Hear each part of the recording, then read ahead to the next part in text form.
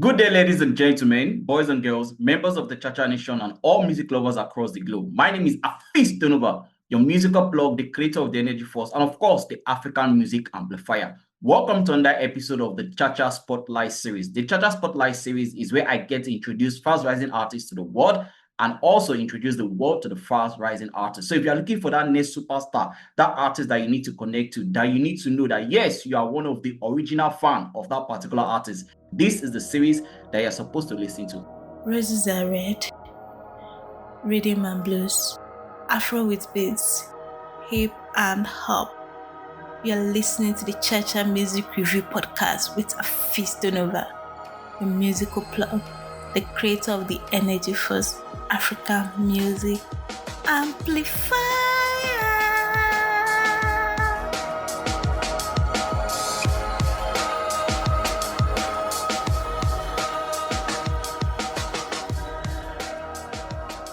My name is DaFX.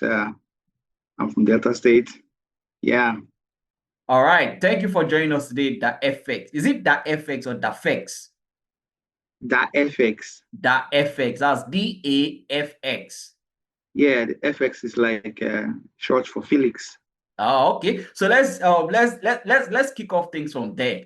Tell us, how you came about that name itself. To be like a fan of this rapper called Da Brat back in the days. She used to be a rapper then. So I kind of I love the way she actually sculpted her name like Da Brat. So Okay. And I was supposed to be a rapper at the time. So over the course of my career journey musically, I would let me just change my name. Let me come up with the F in my name and the X at the end. Let me just take out everything in the middle and have FX. And that's how I got that FX as a name. Okay. Take us through the journey. How did music start for you?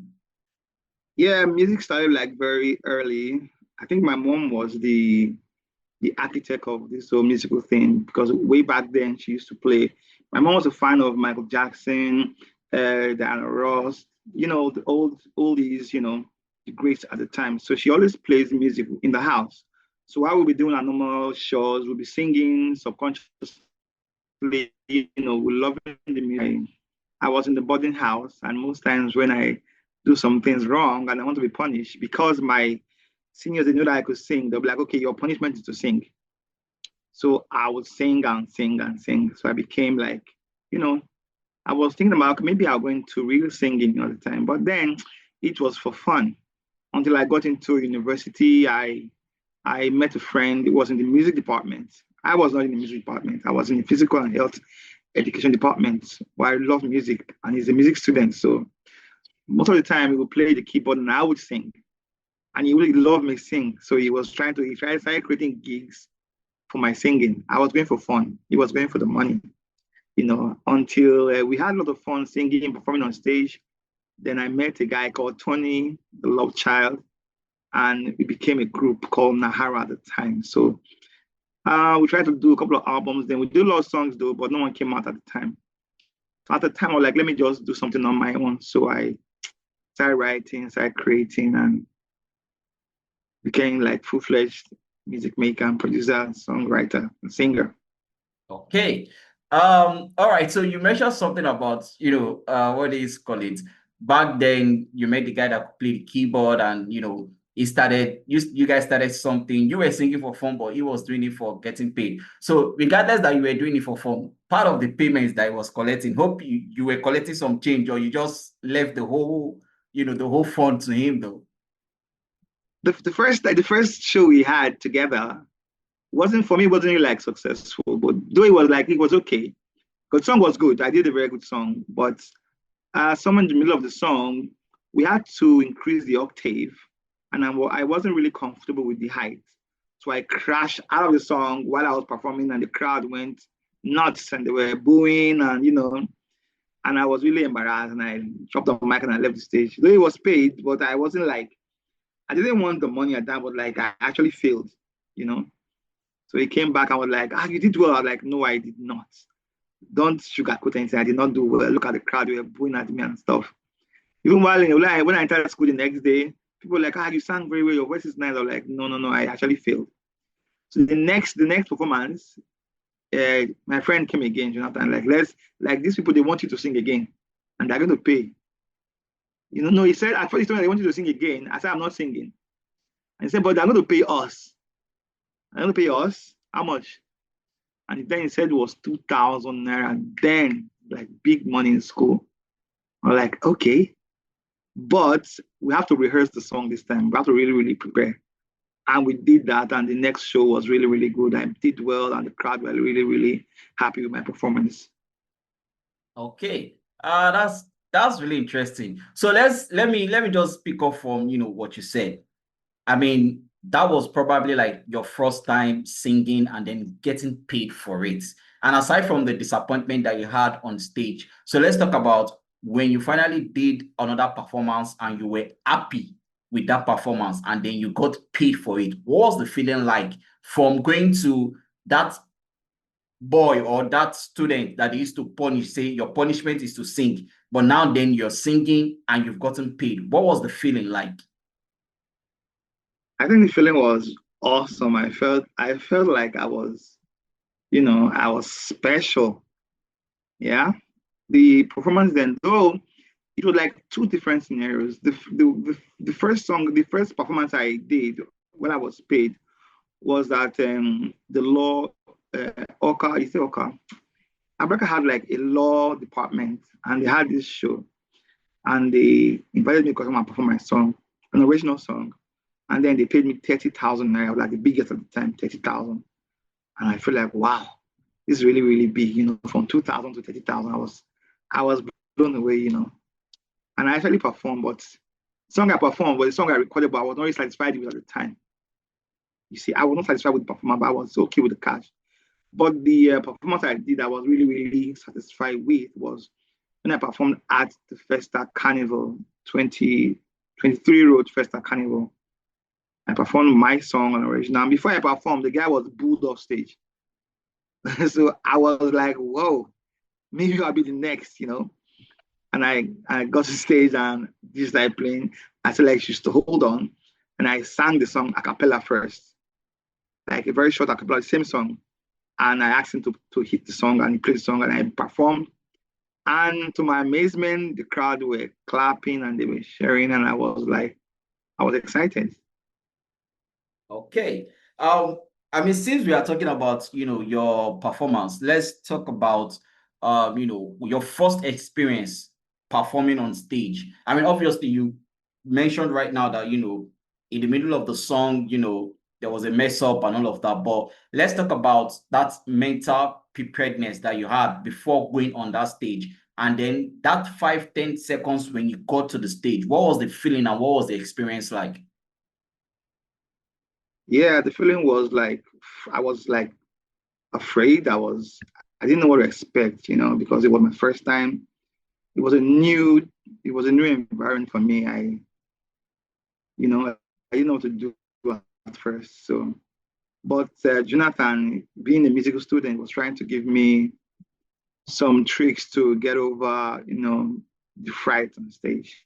And he started playing the song, and he gave me the mic, and I was looking like crowds, but he was like, don't look at their eyes, don't look, just look at their forehead, look at their forehead, so I can see their eyes.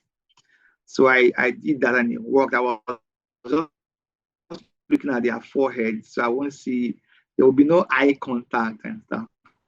It was when I got to the modulation of the song, we had to go like high, high, high at the time. I actually crashed out. My voice couldn't take it. And, the crowd went like, ooh. There was a friend of mine that was also in the crowd. He came out to the stage, and I thought he was going to, like, console me. He was like, guy, you mess up like this. And I felt really, really bad. And I dropped the mic on the ground and I walked off the stage. Wow, that must have been a lot. But let's talk about your first recording, the first time you got into the studio to record a song. What was the experience like? I mean, it's a different thing when you're just singing with your mouth and people are applauding that, oh, this boy, you can sing. But then when you go into the studio, there's the music producer, there's the instrument, there's everything. walk us through that experience, the first time you ever went to the music studio to record yourself. What was it like? That's a whole nother different experience altogether. At first it was like exciting. It wasn't just me, it was me and my boys, Nahara, the new African hip hop and R&B artists were together at the time. So, I was in Delta State and we had to go to Lagos to record in a studio called African Scene, if I remember correctly. So when we got in the studio, it was exciting. I saw all these instruments, very large keyboard, and there was this engineer behind the keyboard. The place was looking like, music world. I was like, yes, this is it. This is where I want to be. So we recorded the song. Then and there, we were like feeling the song. We all vibed the song. Like, the song is really nice. The engineer and our friends that came were like, this song is really, really good. The song was called Don't Go. That was the song I wrote then. It was really, really lovely at the time. The song was nice in the studio. But when I got home and I wanted to okay, let me hear what I did, and I played the song again, it was sounding different. I couldn't believe what I was hearing. It was like somebody else was singing, not me. My part was like, I was like, this is me singing. I was not really expecting the way my voice sounded to be what I heard. So I was disappointed because now this is like another test, another challenge. I really think the audience, the fans will really, really like. So I was really, really disappointed with myself. So I said, I'm not going to sing again. I told my friend, like, I'm not singing anymore. My voice is not good. I had to break the CD. I was like, no. This is not me singing. And I did a couple of other recordings and I also felt the same. I was going to quit singing, like no more singing. The guy in my group, Shy Boy, like, guy, your voice is awesome. You can sing very well. Like no way. Maybe I was expecting too much of my my voice. I was expecting too much. So I came to Lagos. I met a guy, producer in Festac, by the name of Little Prince, Golden Prince Studios, and he was like, I heard you could sing very well.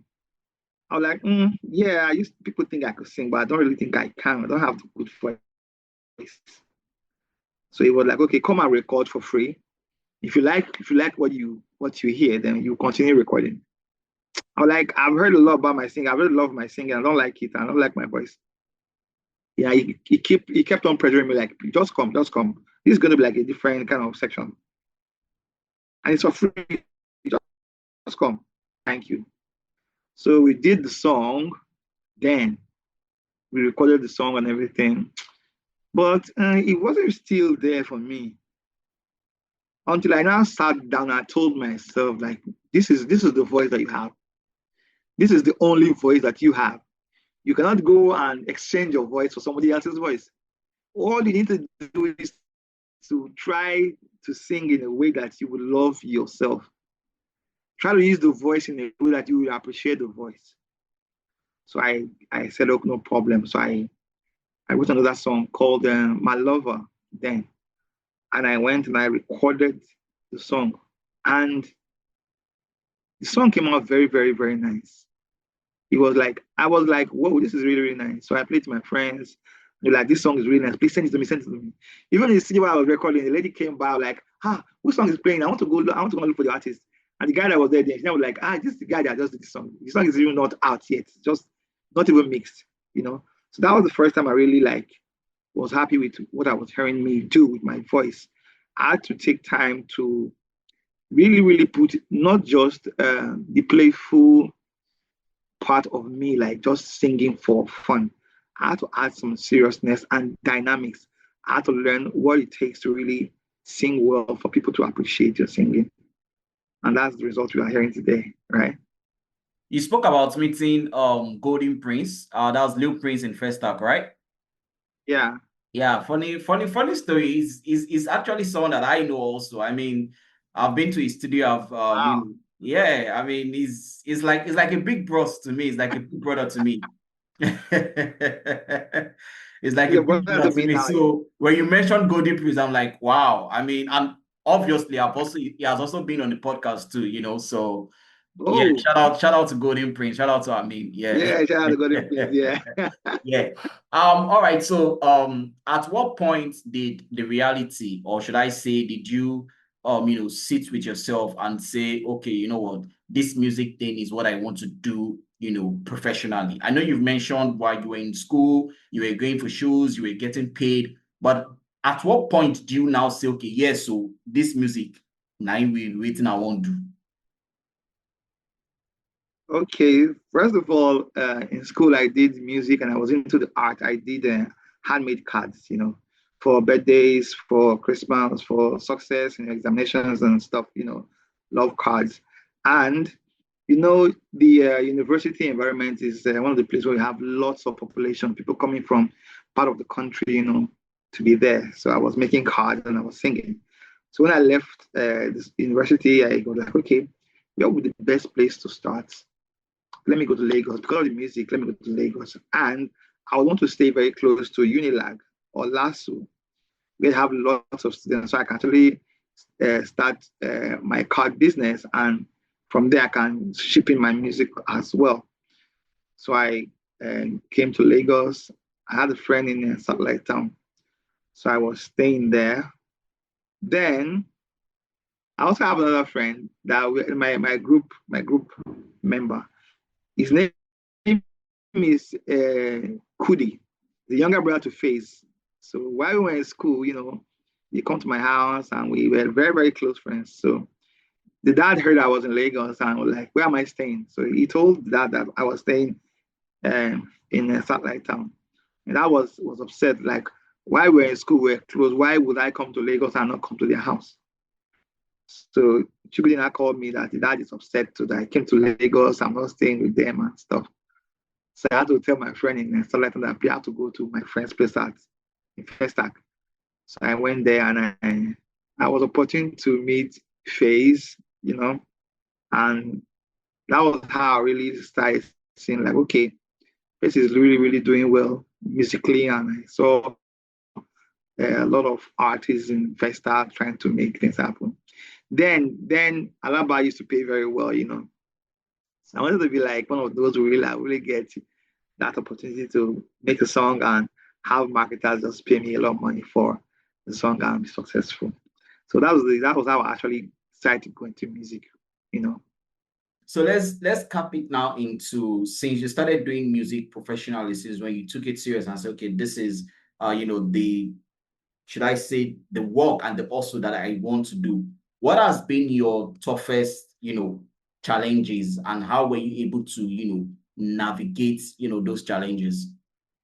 That part is like a very, very long and painful experience. Mostly for an upcoming artist, there's a lot of challenges while you're trying to let the world hear you're singing your song, your material. I remember then I took my songs to Alaba to meet these marketers. I cannot forget the experience. I was really hoping that they would hear and see the potential of the song, but they were not even listening to the song. They would just play the song and they would just walk away. And I was just there by myself listening to my own song. I was like, this guy's supposed to be here listening to this song, and they walked away. And they came back. They were not really interested in what I was singing. At the time, they were like, if I have money, I should bring a 100,000 then, so they can actually start mass producing. And if the song sells, then they will not add their money to continue, and they will pay me from there. So the whole negotiation thing was frustrating. I was upcoming, and there was no way I could get 100,000 at that time. I just came from school trying to make a living out of music, and they were like, I should go and get 100,000 before my song could be properly promoted. So that aside, a friend of mine also heard my song. I was like, he knows a friend in a radio station. I don't want to mention the name here. He knows a friend in a radio station. The guy is really, really good, and he wants the guy to hear my song. And he called the guy up with his phone because he was really happy. And the guy was like, they are childhood friends. So he told the guy that I'm a very good singer. My song is nice. So he was telling the guy that guy should promote me, and the guy would not regret that my songs are very, very good. So the guy asked me, like, the guy asked him to give me the phone, and he gave me the phone, and he asked me like, how much do I have? So the question came as a shock. I was expecting the fact that he's a friend of someone I know. I knew he was like, okay, don't worry, just come to the radio station. I'll look for a way to, help you out. So he was like, how much do I have?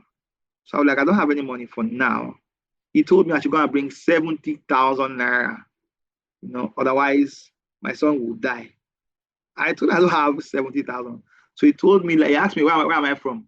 I'm like, from Delta State. So he said, go back to Delta State and go and do a farm work and raise 70,000 and come back, and I will help you.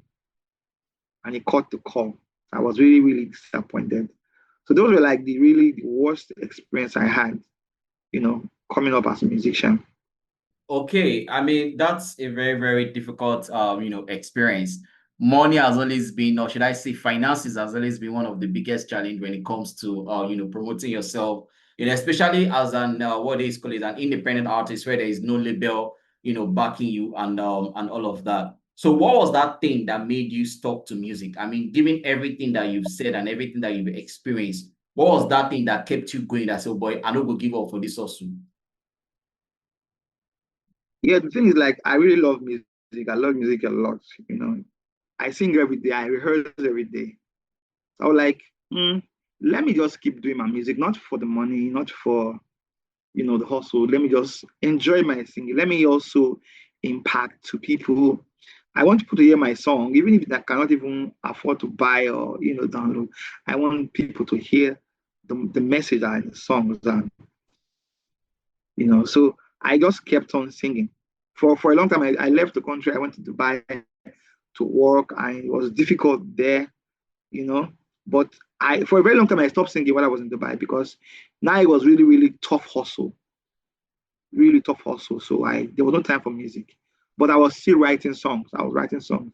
This song I am promoting now was a song I wrote while I was in Dubai. When I was hustling, I wrote the song. I was like, when I come to Nigeria, I'm going to record the song. So when I came back here, back home, no place like home. There was peace.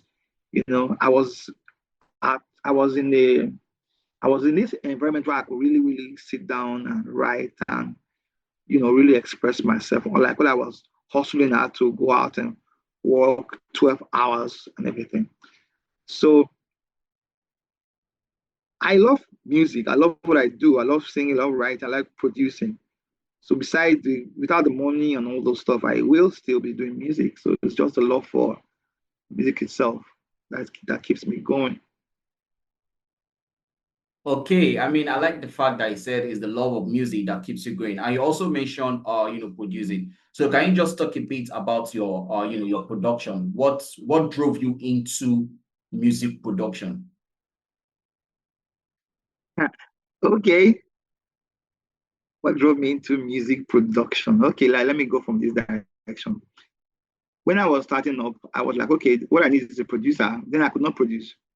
So I hooked up with a producer called Spanky. Yeah, Spanky. I wanted him to do a song and charged me, and I paid him. But he was not giving me what I wanted. He wasn't really giving me what I wanted to hear. When I conceive this song, they come with certain sounds in my head. I try to explain to the producers. So most time they will not be able to give me what I want to hear. And they'll be like, no, you don't need what you want to hear. You need what I can give you. I'm giving you the right stuff. This is what you need for this song to go viral. But I'm not like satisfied. I want to hear what I want to feel what I'm hearing that I'm bringing out to the table. So we actually have this argument, and song didn't work. Let's Spanky. I worked with Jay Slick. He also did a song for me. It took a while. He had the same problem. They want to give you what they feel is right as a producer. So I was like, no, I can't do it. Let me look for a way to learn how to produce. I cannot play the keyboard, but I can actually produce with, I can actually combine sounds at the time. So my friend was like, why don't you go into Fruity Loops and learn how to do this stuff? You can do whatever you put your mind to. I was like, okay, no problem. I started looking for the software, and I got the Fruity Loops. And I tried to know how it works. Though it was really complicated, the interface was. Until a friend of mine in the mix came and was like, okay, this is how you use the software. You do this, you do that, you do this. And he was showing me the ropes on how to use the Fruity Loops to produce. And I catched up. I picked up from there and I started producing. I worked night and day. I wasn't sleeping most times. I would just be creating. But like I just unlocked like a certain superpower that was in me. So I was just producing songs without lyrics, without any title, just making just lovely instrumentation at the time. That was very fun. To me, it was really nice, you know. Before I was like, let me do one of my songs. So I picked up a song I wrote earlier while I was in university called Thank You. And I reproduced the song because now I know how to produce the Fruity Loops. So I reproduced the song the way I really wanted to hear it, and it was nice. So that's how I started recording producing my own songs. Okay, so talking about your songs now, right? Let's talk about your latest song that is out there. First of all, take us through what was the inspiration behind, should I call it X2 or times 2? What was the inspiration behind that song, and then what was the whole recording process like? Yeah, the inspiration behind the song was while I was in Dubai, I really went through a tough time, and for a long time I couldn't work. You know, not your homeland now, it's another country, lot of process, visas and stuff. I not really feel work for a long time. So for a long time, so I at a certain point I was really, really in a very bad spot. No money, no accommodation. So I was like, I actually prayed and said that I pray to God, like I want Him to deliver me from this situation. I don't have anybody, I don't have anything, you know. But if He delivers me from this situation, my next songs will be for Him, you know, for Him. And God came through for me. And things I never had, coming in doubles, like, you know. They were like my friend and the wife, they got me shoes, you know. Friends would take me out and buy me this. People started coming, like they were like double blessings, you understand? So I like God was blessing me twice. Like the blessings that I was supposed to get before, I would get extra, you know. So that's how I actually conceived the song times 2 back then in Dubai. So when I came to Nigeria, I was settled, I was okay. So I started to make the song. So I got a producer in Abuja. I came in and I went to Abuja, got a house there. So I started creating the song, but it wasn't like I wasn't giving the song the justice I wanted the song to have. So I told a friend of mine to get me a producer. So he got me a guy. They said the guy is good. But when the guy came through, the guy was good with trap production only. So I was trying to explain, like, okay, I need this song to have a piano feel / Afro, fusion. And it was like he's just a trap producer. So I gave him some Afro beat songs to go home and, learn how to create similar Afro instrumentation. And after like a couple of weeks, he came back, he couldn't do anything much. So I was like, okay, fine, I'll do it myself. Started producing the song. So I produced the song to a very good extent, but I wasn't really satisfied with my production there. So I left Abuja for Lagos because Indomix is my very good friend. So I came to meet Indomix, and One Mix also is my very good friend. So when I came, One Mix introduced me to a producer called Sammy Fied, and I listened to his production. His production was very, very nice. It has this current element, the Afrobeat and the piano element that I really wanted. So I asked him, okay, this is the song I have. I already made the song, but I want you to add this part, these elements, this Afro, this knock drums, log drums, and the rest of them. So he was like, okay, no problem. So I just gave him, so I did do something, just something new. But add this, let this hook be here, let this instrumental be here, let this violin hook at the beginning be there. The bass line should be the same. So he said, no problem. So he came out with what you guys are hearing now. So I had to remove some of that stuff that I didn't want to hear, add some extras. Towards the ending, we had a violin that was a little bit emotional, That's how we came up with the song. And for a very long time, I've not been in the studio. So I was having this studio fright. I couldn't voice the song because I was frightened. Like I was like, but my voice is still there. My voice will not be like, I've not had that first experience that I sang and I listened. It was not what I wanted. So we started with like they got some other artists that wanted to do a song for me to do backup for them. I had to do backup for some artists. So I did backup for some people, some other songs. That really like warmed me up to okay, I can actually still sing and everything. So now started recording the song. We did the choruses first and they were nice. Did the ad libs and everything. The verses were like the most challenging part because that's where you have to sing like okay, just sing a line and see if you could sing it well. And Sammy Fight was really, really good with, directing me, some part were like, we really had, we had a long talk. There was something I wanted to do, like, no, bros, you cannot do this one in this song. Just do this one. We will argue and argue for hours before we start recording some certain things. But at the end of the day, everything came out very, very well. And I'm really happy and appreciate. So, I mean, we've heard the song and the song is everywhere right now. So tell us, what is the next step, that you want to take? Are we expecting a video? Is there an EP? Is there a new single? Or is it even an whole album that you're dropping for us? What are we expecting next? Yeah, I'm actually, the next step is going to be like a video, and they work on the next song. I don't got the title now. It's also a very good hyper song as well. But the next thing is the video, the visuals should be out there. So I'm working on. I spoke with my choreographer guy, and he was like, I sent him the song, and he was like, they love the song, they love the hype and everything that they're working on particular dance, for the video. And I'm also speaking with some audio, some video directors as well. So the next step would be, making, working out the visuals for the video, for the music, the album, the song. Okay, so I mean, I don't want to say it's every artist's dream to work with a particular artist, but there are times where, in your bucket list, you will say, okay, there's this artist I would like to work with, there's this artist I enjoy. Maybe someone you even see as a role model, growing up, and you feel like, oh, maybe I can share a stage with this person, or I can be in the same recording booth with this person. Which of the artists that we have right now are you looking at collaborating with in the future? Or maybe there's even a plan that you're already trying to hook up with somebody already. Let us know.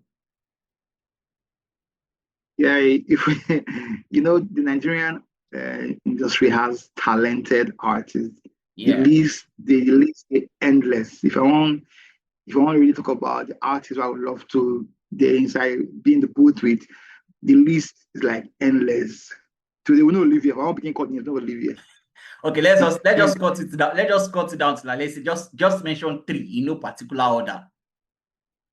I would say first of all, Tubaba. Okay. Yeah. Then Davido, Wizkid. Yeah. Okay. Tubaba. I did a song with Face. I did a song with Face. Okay. Somewhere in my account. So I already recorded with Face. So I'm looking at Davido, Two Face, Wizkid, Rema, yeah.